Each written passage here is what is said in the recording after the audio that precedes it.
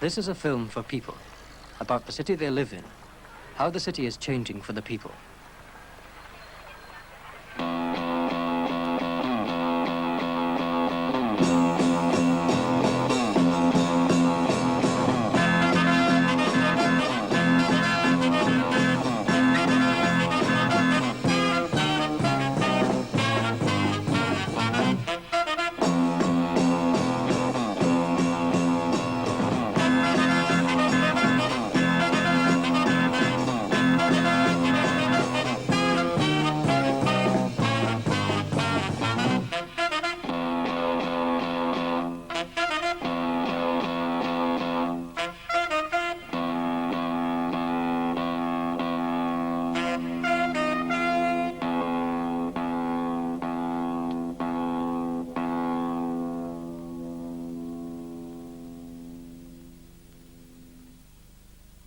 A cathedral and university city on a river on the edge of Europe.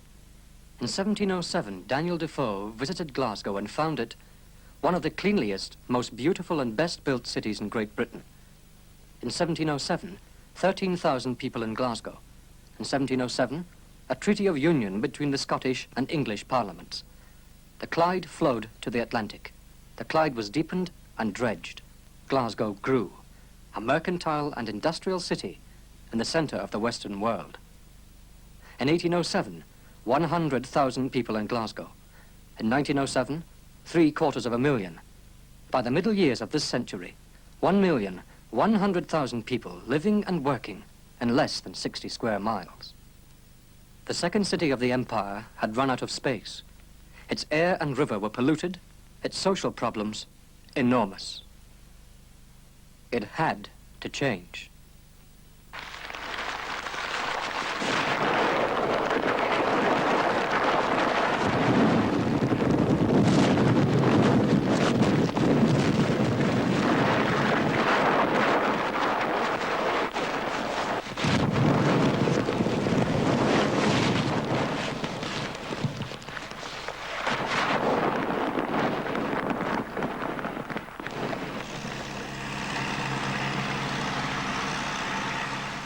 In 1960, work began on the biggest urban redevelopment program in Europe, a 20-year program involving 5 square miles, a 1/12 of the city's area. Between 1960 and 1970, 52,000 houses were demolished in Glasgow. A further 75,000 are scheduled for demolition up to 1980. To make room for new life in the city, for new houses, industries, schools and colleges, hospitals, social and cultural amenities, for new roads linking a planned and integrated community. Noise, dust, confusion, the sometimes painful transformation of familiar landmarks. This is Charing Cross. But Glasgow's future is planned out in the heads of planners, stage by stage modelled in balsa and plastic, presented to the public and their representatives, argued and approved. Construction work in the Kingston Bridge began in the spring of 1967.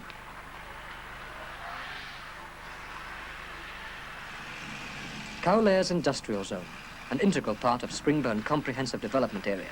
There are 29 of these development areas in the city. By 1970, work had begun on 8 of them.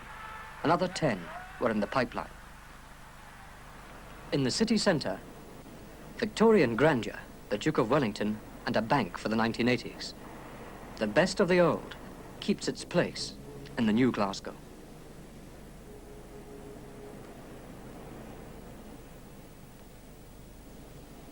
Glasgow's overspill means that in 1980, the population of the city will be 800,000 people. They will have good houses and a revitalized environment that will free them from the cramped conditions of the past. Sir Basil Spencer's high-rise flats in Hutchison Town, Gorbals, the first of the comprehensive development areas. Before redevelopment, population density was 460 people per acre. Now is 150 people per acre, living with light, space, a sense of freedom. Medium-rise housing at Pollock Shields. The redeployment of land formerly occupied by villas means that more people can live in the district and also enjoy a greater openness of vista.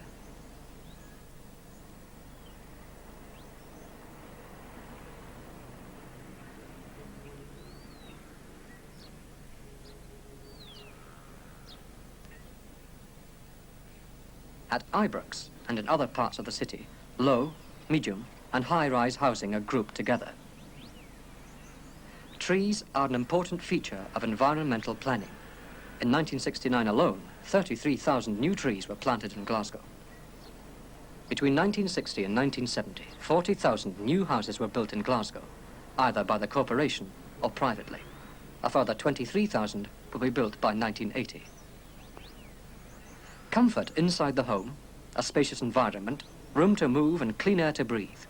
The goal for Housing 1980.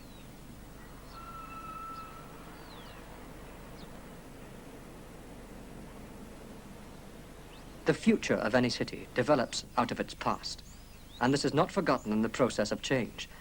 Some of the best of Glasgow's traditional four-story sandstone tenements are being modernized.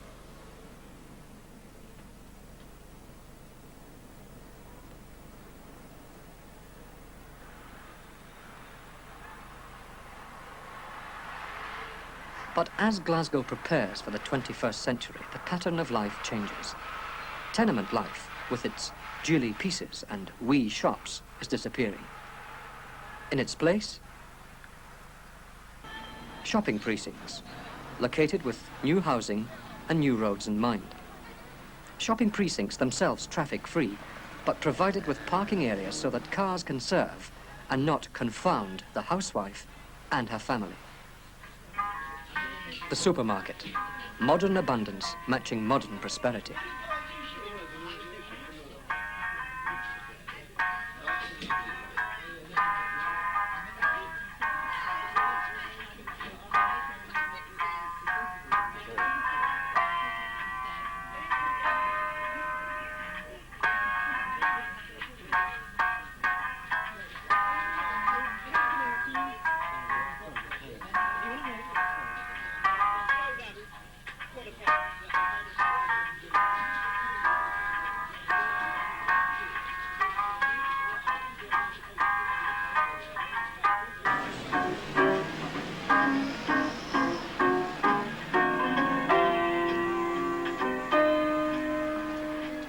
Shawlands Shopping Centre.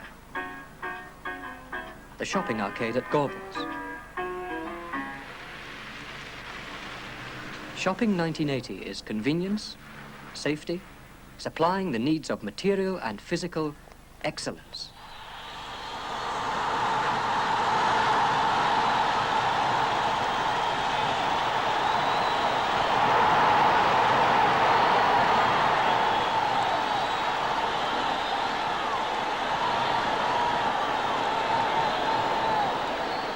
Glasgow made up for not inventing football by creating Celtic, Rangers and the Hampden Roar.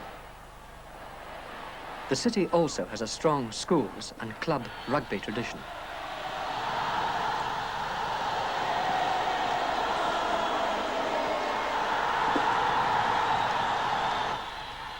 And men and women with the leisure and energy to play sport, as well as just watch it.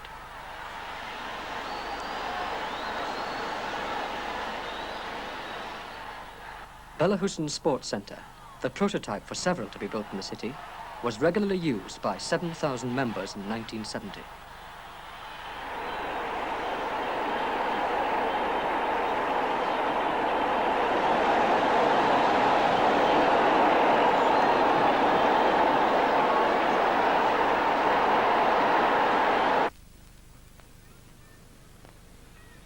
Scotland's other national game, golf, at Hagg's Castle.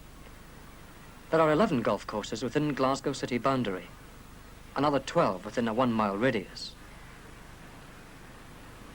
For getting away from the crowds and just walking about among trees and flowers and greenery, Glasgow offers a selection of 62 parks and recreation areas. The Botanic Gardens at the city's west end. A network of walkways linking the parks, extending their freedom, is planned for 1980. And the first sections were opened to the public in 1970.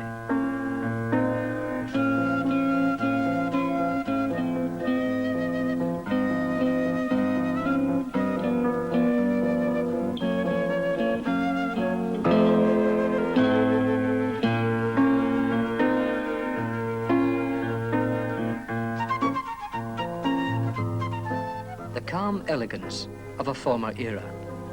St Andrew's Halls, until gutted by fire, Glasgow's principal concert auditorium, is being rebuilt as an extension to the Mitchell Library. In line with the city's general policy of maintaining a balance between old and new, its splendid facade will be preserved. An entirely new cultural centre, including a major concert hall and civic theatre, will provide a focus for the artistic life of Glasgow in 1980.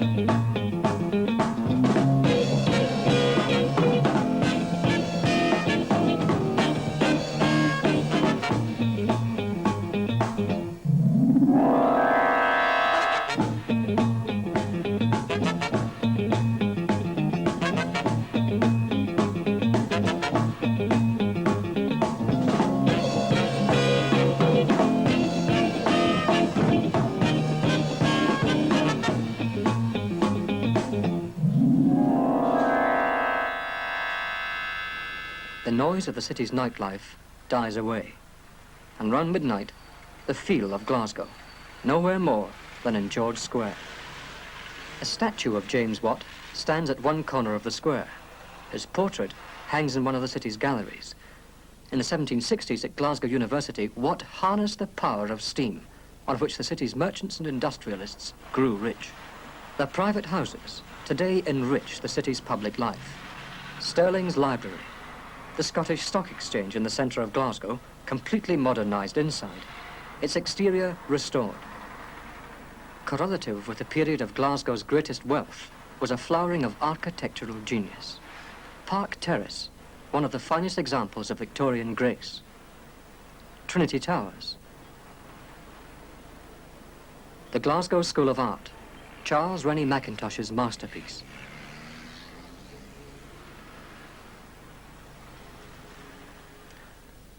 The Mitchell Library, the largest public reference library in Scotland, was endowed in 1874 by Stephen Mitchell, a tobacco merchant.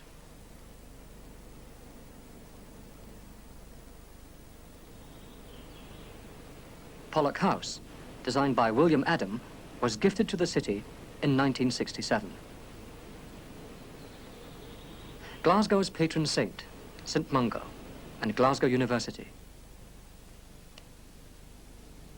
Part of the Burrell collection, one of the most important collections of paintings and art objects in the United Kingdom, is on display at Kelvin Grove Museum and Art Galleries. A new gallery to house the entire collection is planned for the grounds of Pollock House, and a competition will be held to find the best design. Kelvin Grove Museum itself epitomizes Glasgow's Victorian opulence.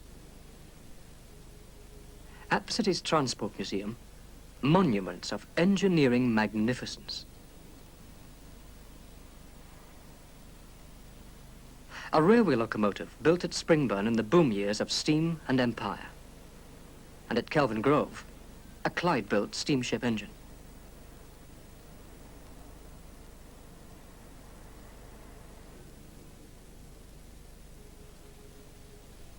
Glasgow grew rich on the tides of the Clyde.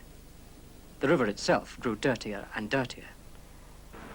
Strict controls and cleaning up measures are now exercised by the Clyde River Purification Board.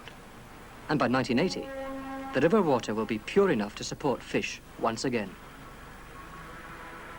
Its banks also will be transformed.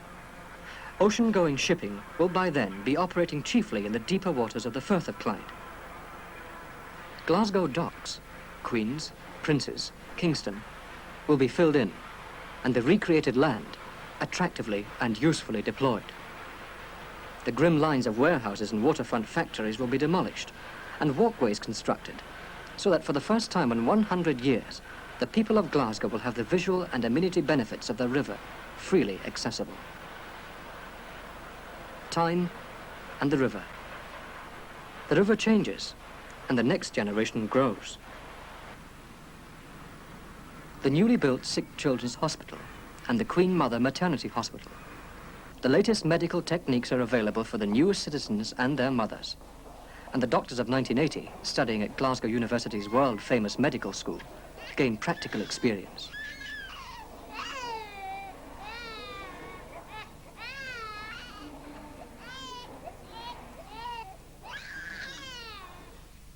At Jordan Hill Training College, the teachers of 1980. Langside College of Further Education. By 1980, as many as 24,000 men and women from all over the west of Scotland region will be receiving full-time education at the city's universities and colleges.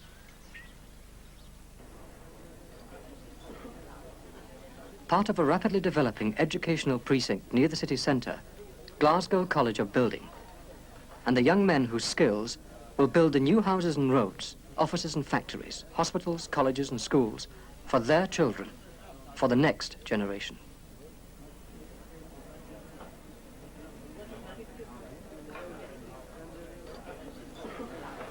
Newbury Tower, an extension of Glasgow School of Art. The new Glasgow University Library. In 1964, Glasgow's Royal College of Science and Technology was raised in status to university, the University of Strathclyde, where the city's proud technological tradition, its fund of sheer know-how, is constantly being replenished and advanced.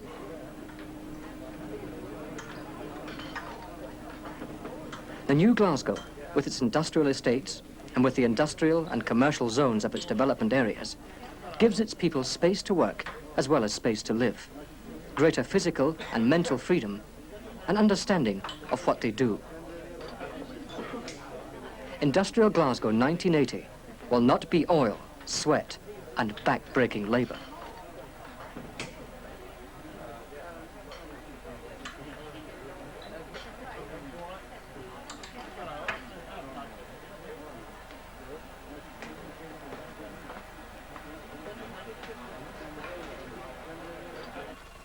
Commercial Glasgow 1980 will not be mindless columns of figures. Muscle gives place to automation, heavy engineering to micro-engineering, the age of the computer.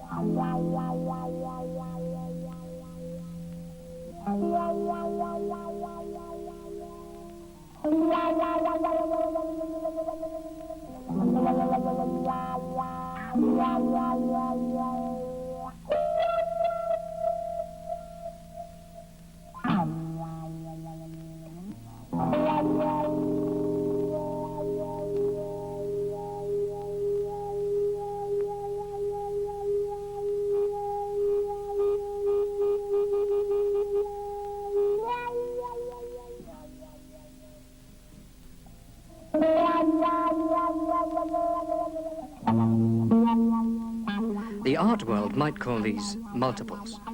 The world of industry knows them as Glasgow-made jet engine components, accurate to within a millionth of an inch.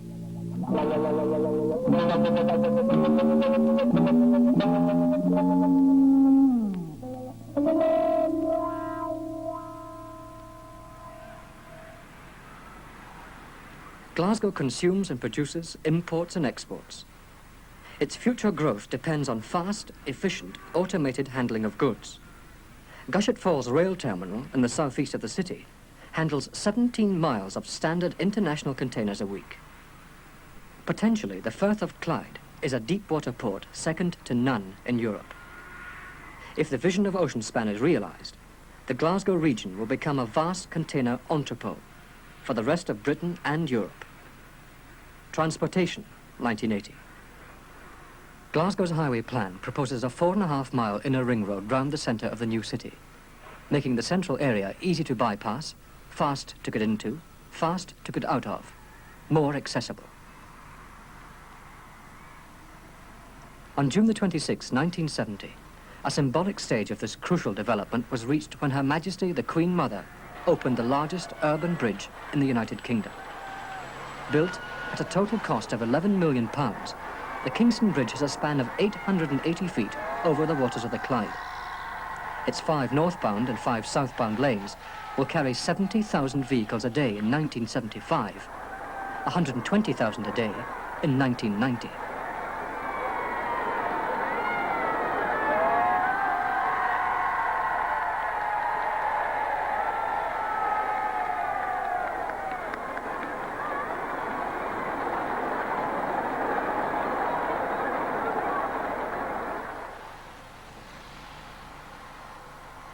The northern approaches to the Kingston Bridge bisect Anderston Comprehensive Development Area.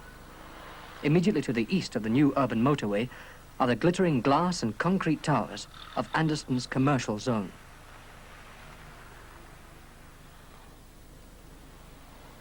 West of the motorway, along the Clydeside Expressway, are situated Anderston's main housing and industrial zones. The commercial complex will incorporate a multiple-level system for a pedestrianised shopping area. People and shops on top, parking and services below.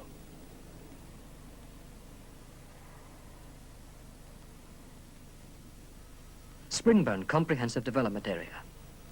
New industrial estates, new housing, a new shopping centre, fewer people enjoying more space, closer links with the centre of Glasgow along the Springburn Expressway. Govan Comprehensive Development Area. Redevelopment of the riverside has housing and open space. New industry to the south, and along the links with the Renfrew motorway. Comprehensive development also for Woodside, Pollokshaws, Townhead, Cowcaddens, Rayston, Lauriston, Partick, Bridgeton and other areas. Glasgow's highway plan involves the construction by 1980 of 21.5 miles of motorways and expressways integrated with existing and expanded bus, train and underground services so that optimum coordination of transport is achieved. Faster, freer links with the Glasgow region and beyond, rationalisation and unification of the city's districts. In the city centre, as elsewhere, the segregation of pedestrians and traffic will mean less noise, fumes, anxiety, a more bustling, thriving commerce, a happier, healthier people. If roads are the bones of the new Glasgow, the flesh is the areas of development and redevelopment. Change on the scale that Glasgow has undertaken inevitably brings with it disruption, dislocation. But the aim is clear, a reorganised and better city. The greater leisure opportunities of Glasgow 1980 are illustrated by the network of walkways which will by then be in existence. The Kelvin Walkway will link up with the Highland Way, taking the hiker on a continuous nature trail to Loch Lomond and points north. The overall plan for the new Glasgow, on which the light blue spots represent proposed shopping and community centres, transforms the heart of the city into clean air, uncongested commercial and housing areas, locates industry with people in mind, and with the communications network, makes the city freer and more rational in terms of space, more compact and efficient in terms of time. Above all, it is the communications network which makes clear what direction Glasgow is taking for 1980. Links with the world, from Glasgow Airport, only 15 minutes by car from the city centre, to London, Paris, Amsterdam. links with the region. 100,000 people come into Glasgow every day to work. Glasgow 1980 is west of Scotland 1980.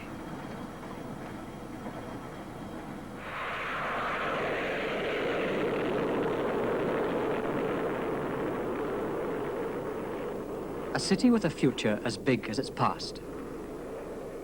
A city of fighters, whose response to a challenge is usually bigger than the challenge itself. A city whose energy has perhaps too much in the recent past been frustrated and corrupted into violence by apparently insurmountable social problems. But an energy which today is expressing itself, rediscovering itself, through the dynamism of change, difficult but necessary change, towards planned freedom, mobility, a more happily coordinated and prosperous society. There's a lot to be done, but the city and its people are doing it, reaching out for Glasgow 1980.